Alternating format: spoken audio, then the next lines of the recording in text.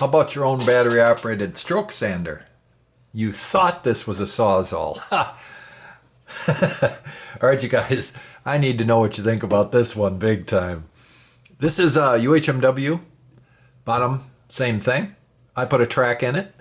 A 3/4 inch thick piece of acrylic is in here with just a standard piece of steel, not even hardened. That's 16 gauge. It just mimics a saw blade at the other end, so you can lock it in. One screw in the middle holding it to the acrylic so it can oscillate and move around back there, right, as it does its thing inside the Sawzall. I just took a tray, if you will, something flat, and I don't allow it to get near the front. You want the water to be able to cascade downward into the ditch that I've made that this runs in, and then it runs into a little collecting pan at the other end. It works so slick. Let's check out how it works with just a piece. And you just hold it from one side and the other, right? So you can stop the stroke motion. And it automatically sands for you. It's totally cool. Let's have a look. That's about as fast as you want it to run. Give it a little goodness.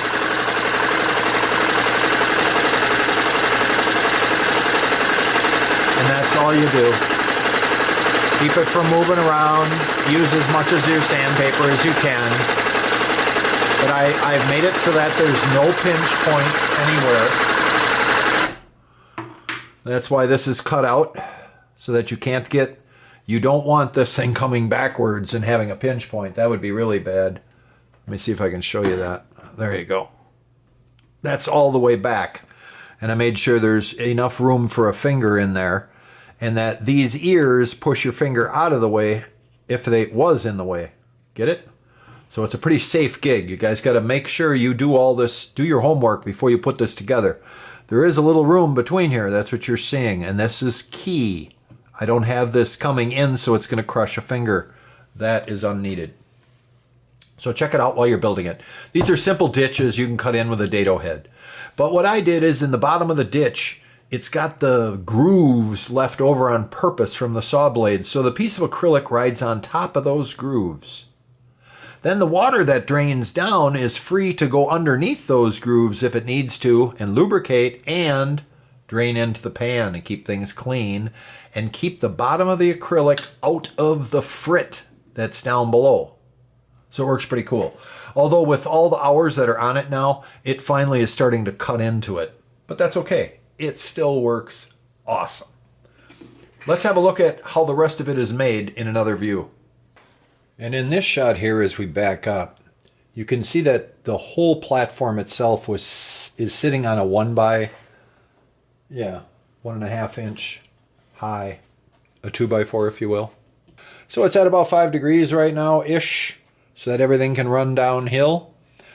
So what you're going to do is the top, it gets greased with this white grease stick, the silicone grease stick, and it's nice because it says stainless clean lubrication. It is exactly that. So I needed something that worked like that, and believe it or not, you know, how many things in life can you really use this product for? It works so good on this, I was blown away. This is how this comes apart, you guys. You're just opening up the back of your saw with the lever to pull out the blade. This comes out. Change your paper,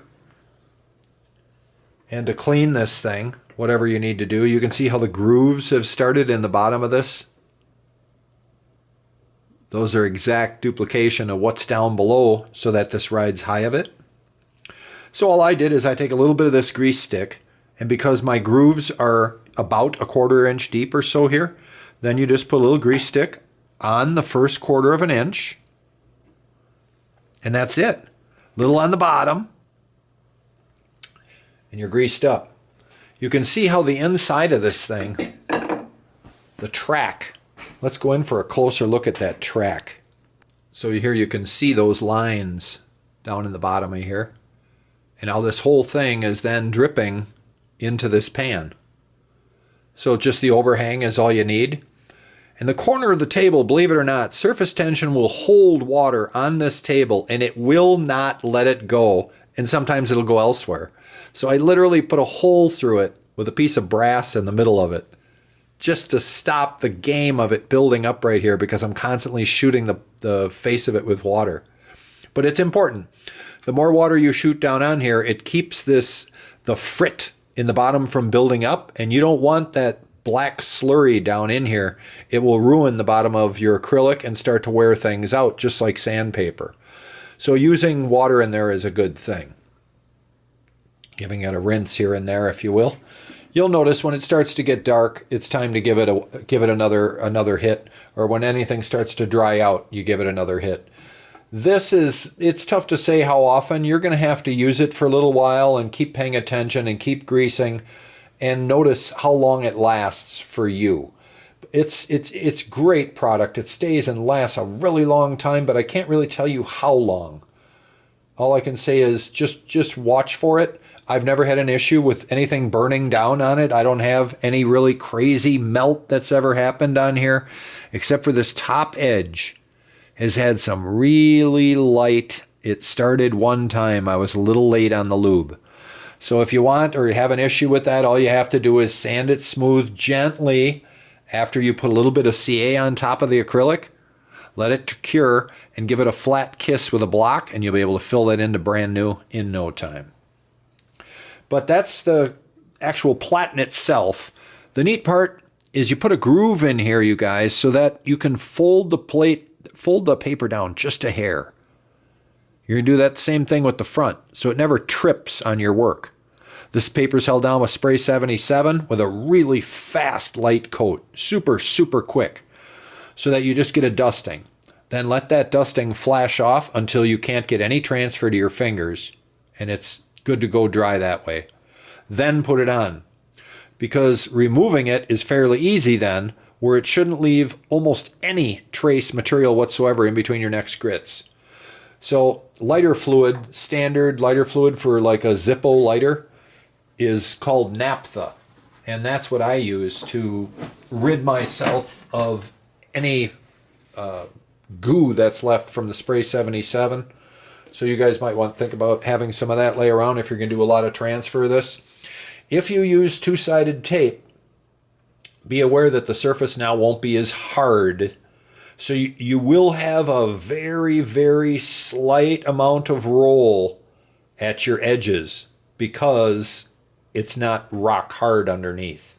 So that's why you spray 77 really lightly, super fast past the paper, and then put it down with a roller. Or make sure it's flat, no matter what it takes. It's got to be good and flat, and then you'll see what I mean, how nice it all works. And it comes up clear, or clean.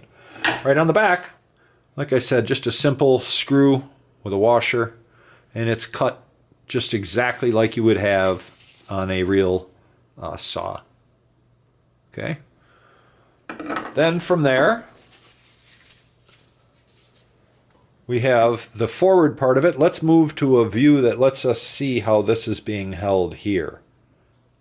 So the shoe itself, I simply am drawing it tight up against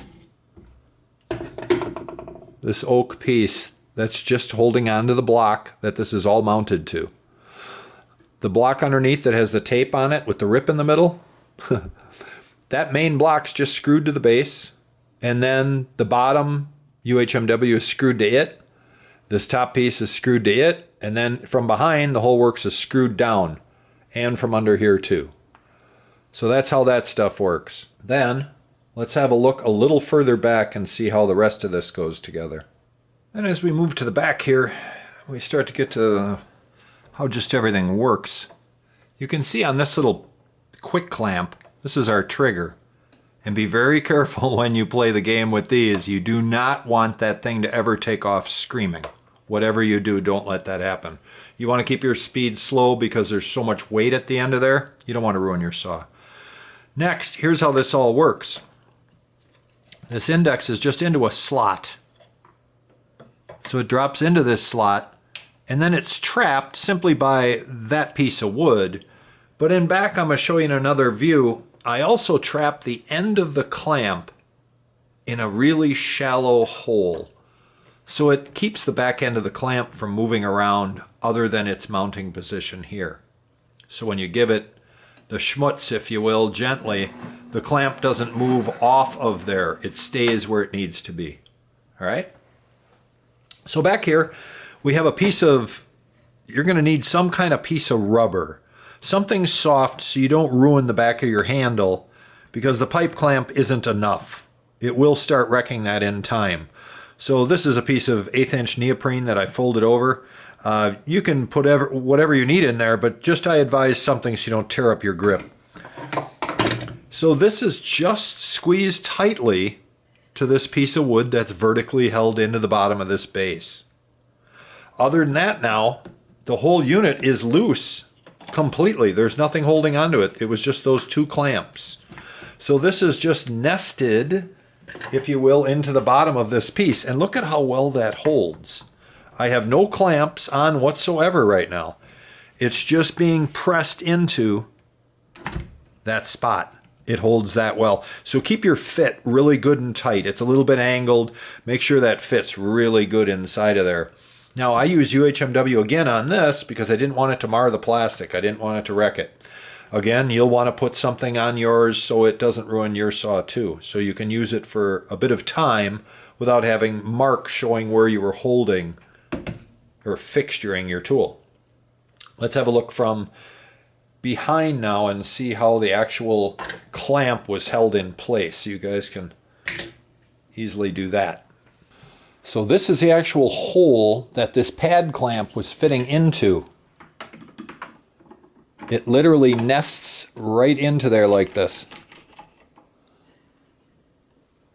So that's how that holds and stays where it needs to be. It was kind of a trick to find a way to make that work, but I'm telling you, it works very nice.